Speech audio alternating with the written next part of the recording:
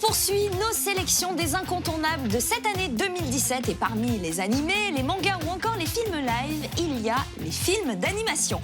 On a l'impression qu'il y en a genre 2 ou 3 par an, mais non, il y en a beaucoup et nous nous sommes chargés de faire le tri parmi tous les titres qui peuvent vraiment faire la différence cette année.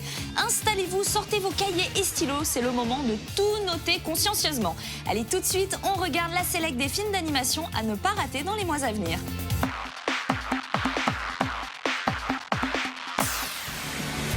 Une nouvelle année arrive et avec elle un champ infini des possibles. À voir, à faire, à écouter, il y en aura pour tous et à toute heure. Mais aujourd'hui, ce sont les films d'animation incontournables qui nous intéressent.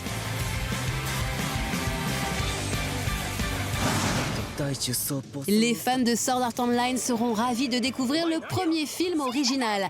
Reiki Kawahara, l'auteur des light novels, avait imaginé cette histoire inédite se situant entre les arcs Rosario et Alicization. Il s'agit donc de la suite de la saison 2. Bonne nouvelle, la France figure sur le maigre millier de cinéma proposant le film dans le monde. Parmi les productions japonaises impressionnantes par leur budget et leur équipe, un artiste français aura droit à son film d'animation. Mutafukas par Ankama et le studio Katsé adaptent la BD du même nom. Très attendu, le film sortira en salle au Japon, mais curieusement, la sortie française est incertaine. Bref, le monde à l'envers.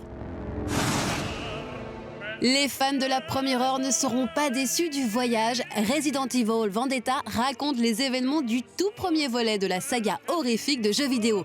On retrouve un Chris Redfield en forme, mystérieusement accompagné de Léon Kennedy de Resident Evil 2. Explication dans le film produit par le réalisateur de The Grudge. Le célèbre seinen cyberpunk Blame de Tsutomu Nie aura droit à son adaptation en long cette année. Près de 20 ans après sa naissance, la saga débarquera en exclu sur une plateforme de streaming. À la réalisation, on retrouve Hiroyuki Seshita, qui a notamment travaillé sur Hajin. Le dark poisseux et l'intrigant, ça le connaît. La saga Fate Stay Night a droit à un nouveau chapitre avec Evansville, une trilogie de films d'animation adaptant la 3e et dernière route du visual novel. À la réalisation, on retrouve Tomonori Sudo, et notez bien qu'il y a 3 O dans son prénom. 3 films, 3e route, 3 O, on espère que le succès sera 3 fois plus grand que prévu.